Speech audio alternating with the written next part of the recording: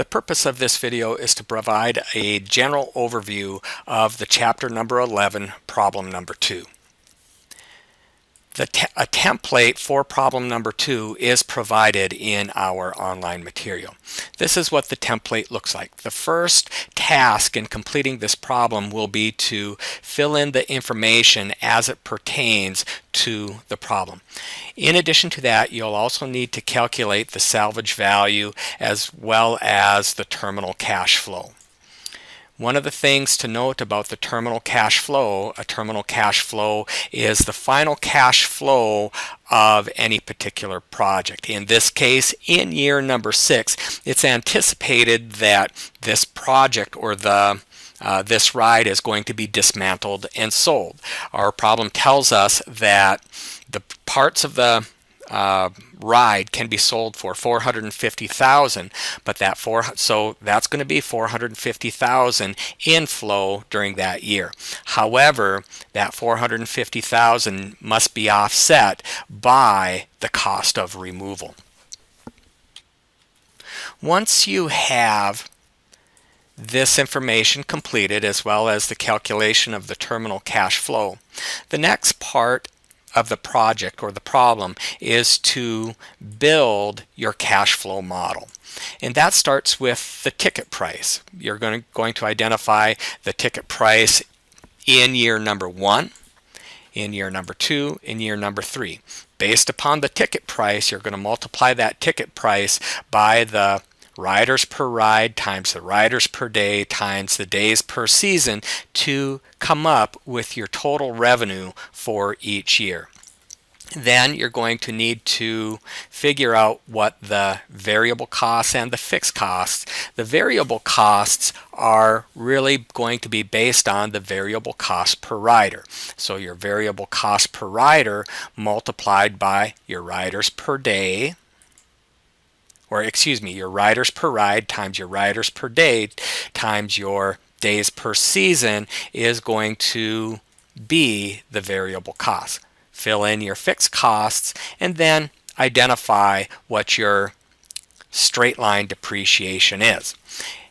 If you take your revenue minus these items, notice that our authors call this the pre-tax cash flow. Now this is where our authors really didn't do us much of a favor. Actually, this pre-tax cash flow is really the equivalent of earnings before interest and taxes, EBIT. And therein lies the explanation and the logic to this problem. Let's go to my second sheet that I've created here. Now, if you remember back to Accounting 1 and Accounting 2, the general outline for the income statement is your revenue minus your cost of sales gives us the gross profit.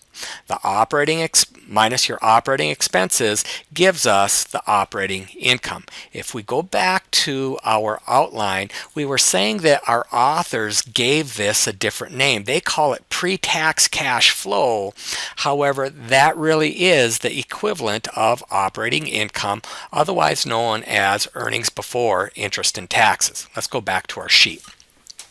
Now, once you have earnings before interest and taxes minus interest expense gives us earnings before taxes minus tax expense gives us net income.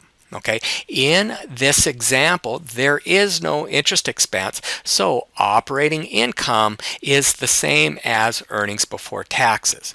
Subtract out your taxes to get net income. And that's what we're doing in this problem. We get to the operating income, EBIT. We're going to subtract out the taxes, and that really is the equivalent of net income. Okay. However, once again, our authors just didn't do us much of a favor there in providing this information.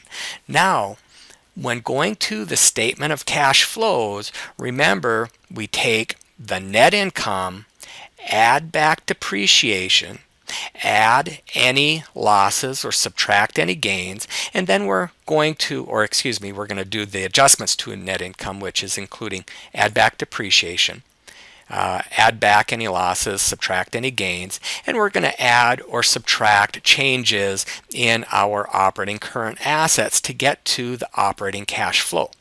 Well, over here, if we have net income, notice the first thing that we're doing is adding back depreciation. Net income plus depreciation. In this case, there are no gains and losses, and there are no changes in operating current assets. So to get to our after-tax cash flow, or otherwise known as our operating cash flow, all we're doing is taking the net income plus depreciation to get to the operating cash flow. The operating cash flow in this example is the same as our after-tax cash flow. So let's just rename it. Operating cash flow. And there we have the logic, because any particular project should be, or the value of any project and the evaluation of any project should be based upon the operating cash flow. And so here we have it. We have our net income plus depreciation. In this case, there's no gains or losses. There are no changes in our current assets or current liabilities. So net income plus depreciation is equal to our operating cash flow. In this case over here, our authors happen to call that the after-tax cash flow. I just called it the operating cash flow. Well, if we look over here, taxes are inherently included in net income. So if we subtract the taxes, we are to net income. The statement of cash flows, we start with net income, add back our depreciation to get to the operating cash flow. Okay, so that is the general logic that we need to use in evaluating this particular project. So even though some of our labels here are not quite the same as what we're accustomed to from our accounting classes, the logic remains the same. I hope you find this helpful, and good luck on problem number 2.